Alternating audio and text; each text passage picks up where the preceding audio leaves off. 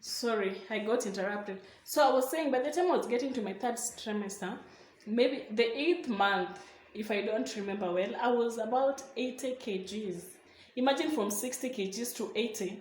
And it's not that I'm stopping, because I'm not stopping to eat. I was thoroughly eating. Do you know what it means to thoroughly eat? I used to thoroughly eat. And more so if I'm in someone's house or maybe I'm eating in a restaurant, I will eat samosas, fish, all those fatty foods. That's what I can categorize them as. Mala, I will eat mala. And for the love of mala, someone made me to hate mala. Every day I would run home and make sure I bought mala at a specific shop. It was the same brand of milk, but I could not buy it any shop. Specific shop. So this specific shop, one day I was going to buy it. Then I noticed the shopkeeper was seated with some other women at the door, at the entrance. So when I went in, when I was almost near, I saw them giggling. They said something that they started to giggle. So in my mind, I'm like, these guys are talking about me because I'm taking a lot of milk, huh? I was like, I'm not buying that milk today. Let it expire on their shelf. It will expire. That is in my heart. I'm like, it is going to expire. I'm not buying it. So now I just turned around and went back. So the next day I'm coming to the same shop. She's like, that wasn't going to buy mala. She's like, yesterday you were coming to buy mala and you didn't reach. And I was like, how did you know I was coming to buy mala? Ati, I'm so used to you getting mala. Tumbo yako imefanya umezoea mala. I got so angry. I was like, how do you know I'm pregnant? Of course, my stomach was all out. It was bulging. But again, I didn't want someone to always tell me that maybe I'm so used to something, I'm addicted, I'm craving so much. I don't know. I think I was in denial that sometimes I crave too much. So that was the end of me with mala. Even if you bought mala and bring it in my house, I will not drink. Because someone talked about me in a shop in the estate. So I won't take that mala. Imagine. So another craving that I had, and I had a bad experience, was smoky. And my eye, gonga mbili, gonga tatu. My sister can attest to this, and also my friend Irene can always attest to this. I will not stop. There's that specific person that will always gonga for me. Amazingly, he will gonga like 3 in one sitting. It was that bad. And in one standing, hakuna seats for my eye. Unagongea ukikula ukienda, ukitupa karatasi, si ndio? So that is what I used to do. And I will eat like two mayais and one smoky, the next thing and all that. That was also adding up to my weight. And also another thing, so what this guy used to do, whenever I would always be telling myself when I'm walking to work, I'm like, I'm not eating that mayai today. I have to keep healthy. I have to do what? So this person is here and I am passing. And what he'll do, he will take out my eye and gonga it.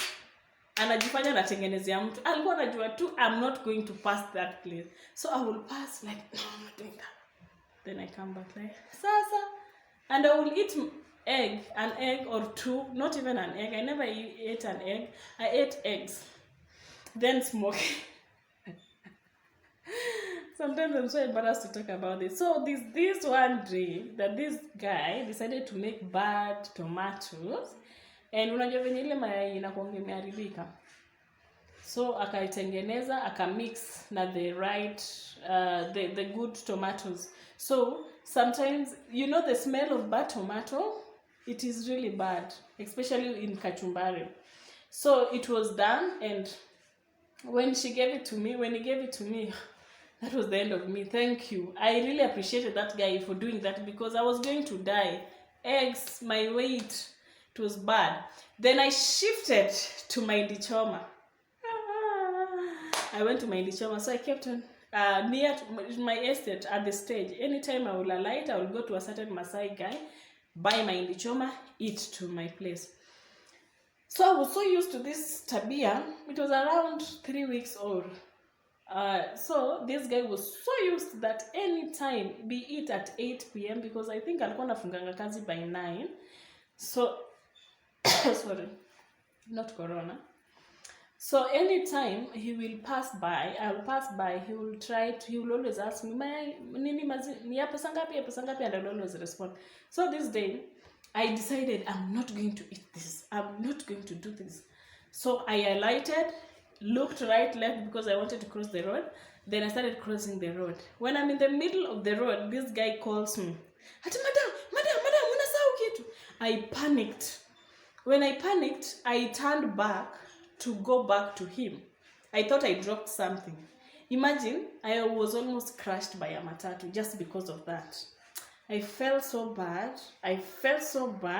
And that was the end of me with his maze. In fact, even after I gave birth, I never used to even look that side. I felt so bad, and I felt so bad that he was also taking advantage of it.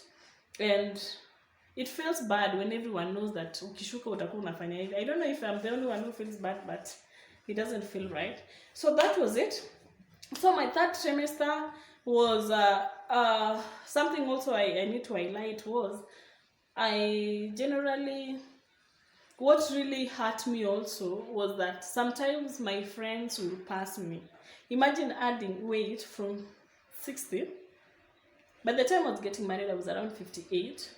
After some few weeks, I was around 60. Pregnancy came. I was now weighing 80 and counting. So sometimes my friends will look at me like, we're in Lydia. So I would like, I felt so bad. This time my friend passed me. I was looking at him directly. So he just passed. And I was like, I think he doesn't even recognize me. It is that bad. So that really hurt me so much. And I didn't know what is the cause. Of course, it was just my eating. Because I was exercising a lot. Like I told you, my second trimester, I was so active. And even my third trimester, I was still going to work. So I went to work until the 8th month. Then post-election violence. It was post-election violence, yes. When one of the contestant disputed the results, there was a lot of chaos in town. And then I was living with this relative of mine. They were to go home with my husband. Then something happened, akabaki.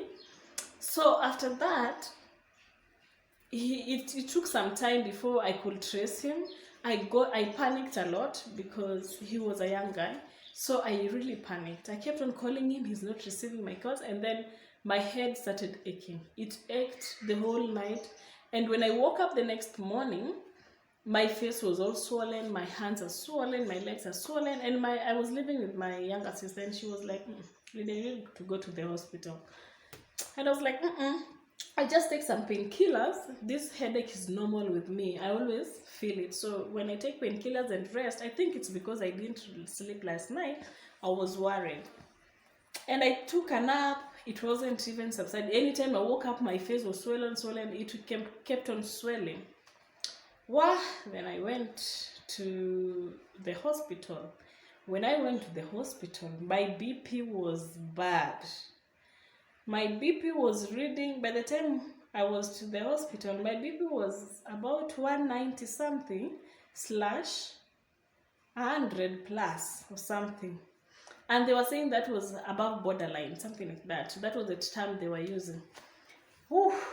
And they told me, you're not going back. The pressure is so dangerous with you and also your kid's life. So what you're going to do is we are going to find out or try how to get out the baby. I was shocked. This is not something I expected. I expected just to give birth normally and maybe experience labor pain, something like that. Of course, we never expect bad things to happen to us. So it did, unfortunately. And they had to induce me. To cut the long story short, I was induced at 8, was it? I was stepping to 8 months. I think I was stepping to 8 months from 7 months. It was like a week or 2 weeks. 2 weeks. I was induced. The pregnancy, the labor pain and everything, the labor pain, yes, after induction was, I want to cut this story short because it's quite long. I'm going to do a part 2 where I'm going to tell you about my birth story, and as a result, my son endured Erb's palsy, the injury of the one arm. So I'm also going to share with you this. And before I go, some lessons that I picked from my first pregnancy journey, I want to share with you. Do not just eat because of craving. If it is something unhealthy, always check on your portion and try to make sure that it's not as frequent as it can, as much as adding you weight. Keep it at very small portion, and also check on your frequencies. Another thing, exercising really helps. You don't have to skip a rope or maybe run if you're never doing it before you're pregnant, but do walk a lot. It really helps. And do not just sit in the house, even if you're not working. If you're working, sit and stand for some time. Don't sit all the time. Those are the things that really helped me. Another thing, what can I say? The last one. What can I say? Just take care of yourself overall. Take a lot of water and take care of yourself, because if you don't take care of yourself, who will? Thank you so much for watching to the end. Kindly subscribe if you have not done so, and check out for my next video. Ciao!